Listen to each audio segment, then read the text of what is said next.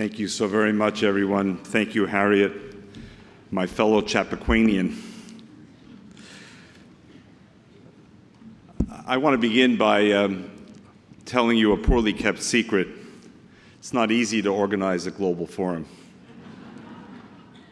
If it works well, it's because lots of people, sung and unsung, heralded and unheralded, have worked for literally 1 year on thousands of elements that go into this, and I won't tell you the behind-the-curtain story.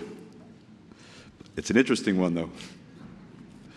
So I want to begin by paying tribute to all those sung and unsung, and especially those that I'm going to sing their names. Elisa Sagor, Leslie Cleon, John Schweitzer, Cecilia Golenbeck, Antonio Malara, Kukong Ho, Joey Resnick, Benji Rogers, Steffi Kogan, the AJC graphics team, Chris Townsend and the AJC registration team, and they really all deserve a tremendous round of applause for what they've done.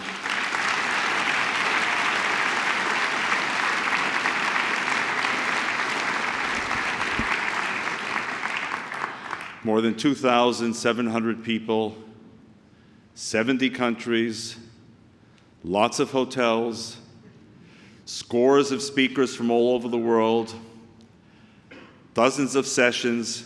Putting it all together is, as someone said yesterday, like trying to construct a finely tuned Swiss watch. And it worked as well as a Swiss watch, even if it didn't always go according to the watch. So thank you, and thank you all for being here. Steve Israel said something at the end of the debate we just heard, which very much resonated with me, and it has to do with what's on our walls. And those of you who come to my office in New York may or may not have seen, but it's there directly opposite my desk, a diploma that was issued in 1975 from the University of Vienna.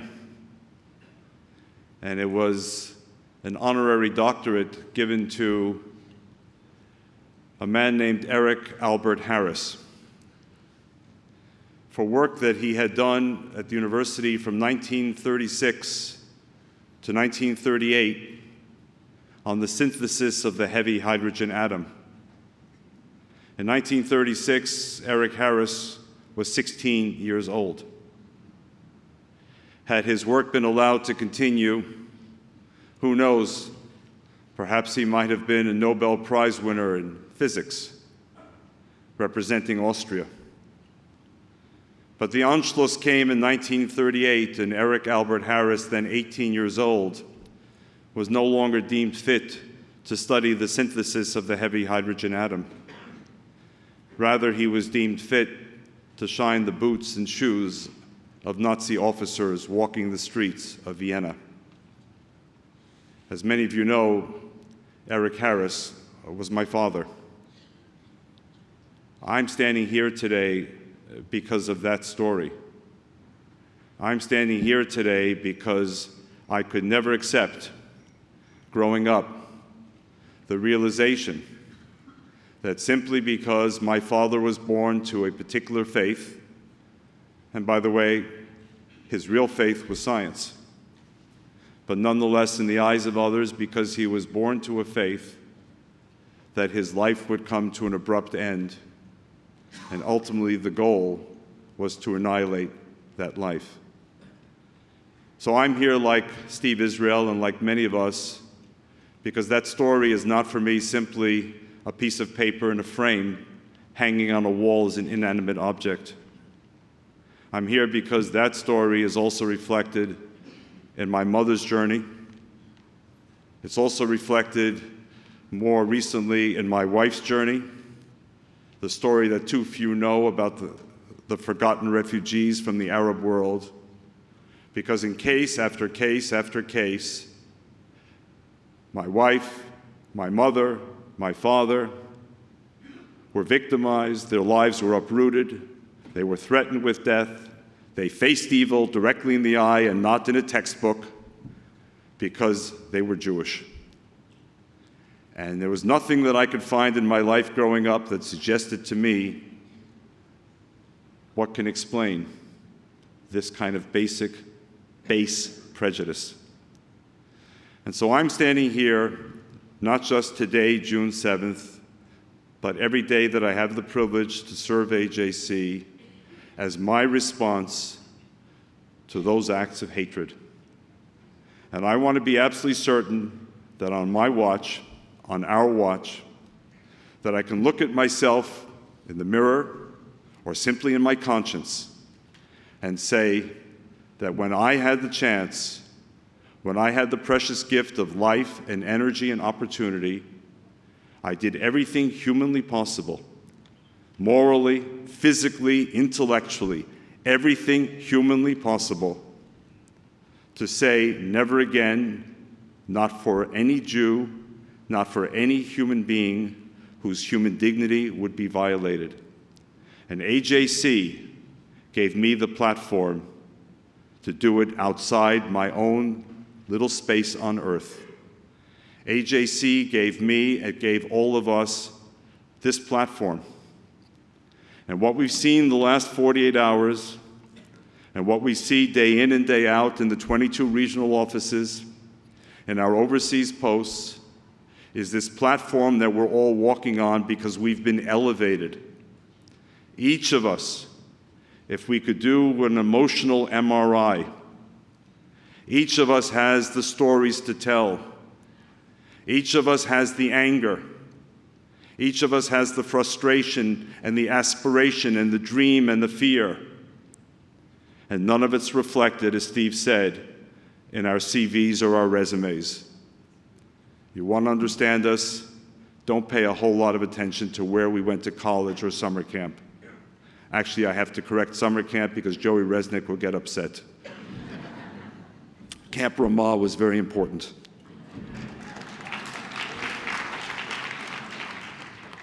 That's what it's all about.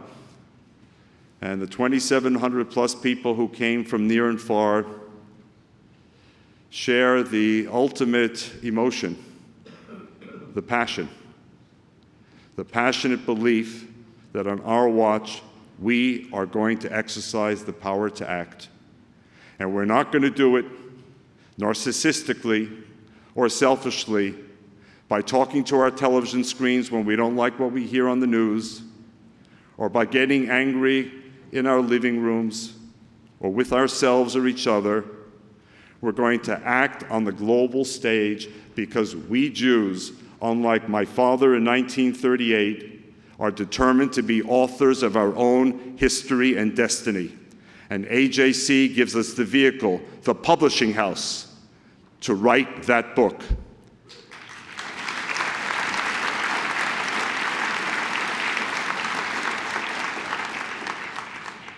Just think about these last 48 hours, and I know I say this every year.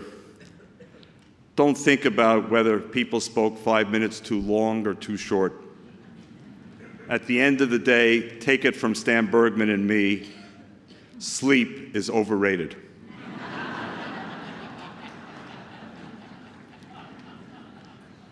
Agree? Absolutely, says Stan. Sleep is overrated. Think rather about the fact that these exceptionally busy, influential, and important people felt it important enough to be here on this stage with us to make this special trip. Let me just give you one illustration. She'd probably kick me if she heard me saying this. Federica Mogherini, who was the, if you will, EU's foreign minister, had to be in Strasbourg, France this morning for an emergency meeting. She briefly considered whether she should cancel coming here. And then she said, it's too important.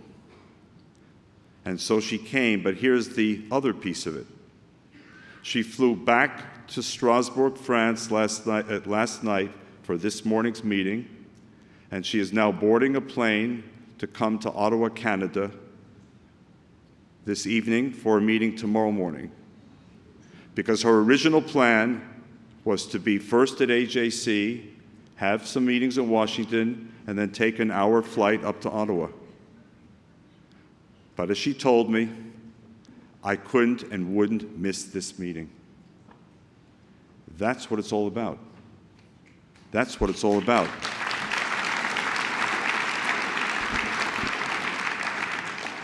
And you know what else it's all about for me at AJC?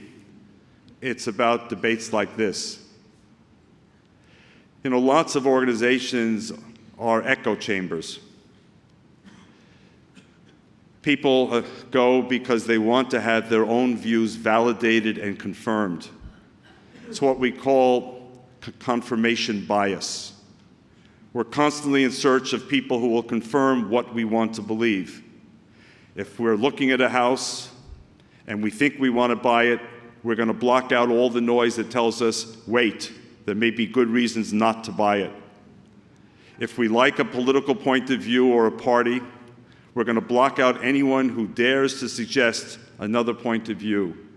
AJC is not afraid of hearing multiple points of view and acknowledging the fact that there can be more than one truth or more than one way, reasonable way of looking at things. Because in the real world, that's the way policy operates. In your own mind, in your own fantasy, if you wish, you can believe whatever you want.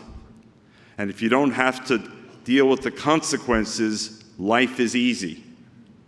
But when you're on the real world stage and you're facing Federica Mogherini or Susan Rice or Angela Merkel or this or that member of Congress or this or that leader of a faith group, you can't simply survive in your own little bubble. You have to learn how to talk. You have to learn empathy, not sympathy, empathy, to see how others view the world. And you have to be able, as Stan said again last night, to figure out how to get the second meeting and the third meeting. And not for the sake of the meetings, but for the sake of building the trust that ultimately leads to decision makers listening. Decision makers are listening to AJC. We are on that stage. We're not in the bleachers. We're not in the upper decks. We're on the field. That's what we've accomplished together. That's what makes this organization so absolutely unique and essential. Because we don't want to be in the bleachers. We don't want to be the echo chamber. We don't want to simply be talking to ourselves and get the confirmation bias back. We're in the real world where the future of Israel hangs in the balance, where questions about Iran's nuclear future hang in the balance, where there's a question about whether our grandchildren will inherit a world that is safer for them as Jews and human beings or more dangerous for them as Jews and human beings. And none of us in this room today knows what the future holds. So the only thing we know is that we have the capacity in our hands to help shape that future. And God help us if we don't exercise that power to act, because our children and our grandchildren will deal with the consequences of what we do today. And this is why we launched the Capital Campaign. We launched the Capital Campaign because we want to continue to be a transformational agency, because we know we're all in a relay race, that each of us is not here forever. We get to hold that precious baton and sprint as long as we can, and one day our sprint slows down, and eventually we cross the finish line, and we need to be absolutely sure that there's someone else to hand off that baton to carry on this extraordinary Jewish journey of the last 3,500 years. I'm pleased to announce today that of our initial goal of $50 million for AJC's new capital campaign, we have already in the silent phase now raised over $30 million, or 60%.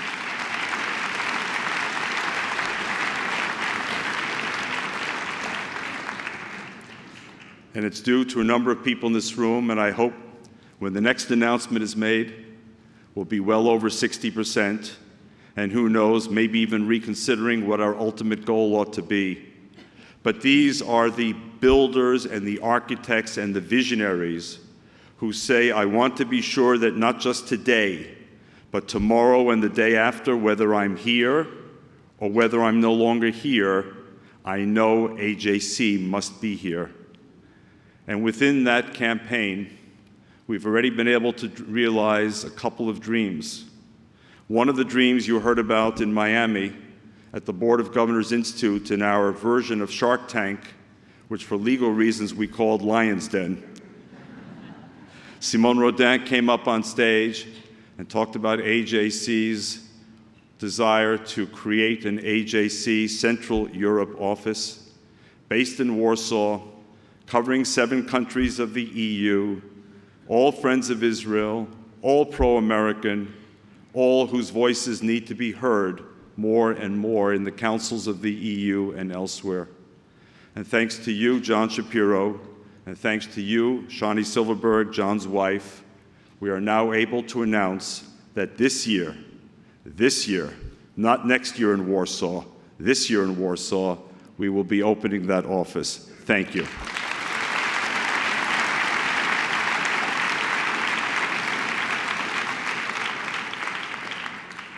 We also have a challenge grant, and I'm pleased to report that the challenge grant of $500,000, whose deadline is today, has been met. Thanks to all of you here who helped us meet that challenge grant. But you know, challenge grants ought to be viewed as floors, not ceilings. And so the desk is still open, if you will. We'd love to continue to build on that momentum and that energy. These funds are wisely used, they're strategically used, and you see the results. I also want to note that this is not technically the end of the Global Forum, although for your sake, thankfully, this is the last speech. We have over 100 visits on Capitol Hill this afternoon. This is the bookend of the advocacy that began on Sunday evening with our 40-plus diplomatic dinners. This is when we go and meet with the Steve Israels and their Republican counterparts and really zero in on those key priorities. We are an advocacy institution, and we're trying to move the needle on very important specific issues related to Israel and Iran and Hezbollah and other issues. So thank you to those who are going. And my very last word is, it's not too soon to register for 2017. There are all kinds of bonuses and discounts, but please, before you leave the hotel, register for 2017. I'm especially happy that this year, for our 110th anniversary, we had lots of subgroups, and one of those subgroups is especially important to me, and they are the retirees from AJC, from our professional staff, who've come back. People like Jean Dubow, whom many of you know, people like Sherry Frank, people like Linda Lansky and Linda Krieg and Sandra Mondell. I can't go down the whole list, but we remember those who gave us their many years of service, and we thank them. And here's a sneak preview, and with this I close. In 2018, just 2 years away, to mark the 70th anniversary of the birth of Israel, and to mark the 20th anniversary of the opening of our office in Germany, expect to see the Global Forum travel to Israel.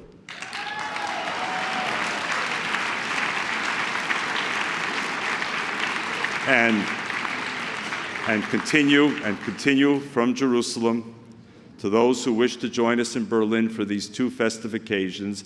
And please, it will be in mid-June. No date is good, we know that. But we're hoping by then that lots of your kids and grandchildren will have finished their college year, will have finished their high school year, and that this will become an expression not just of AJC delegates, but of their families of multiple generations. This is the time to bring them. We look forward to celebrating GloFo next year here and in 2018 in Jerusalem. Thank you all.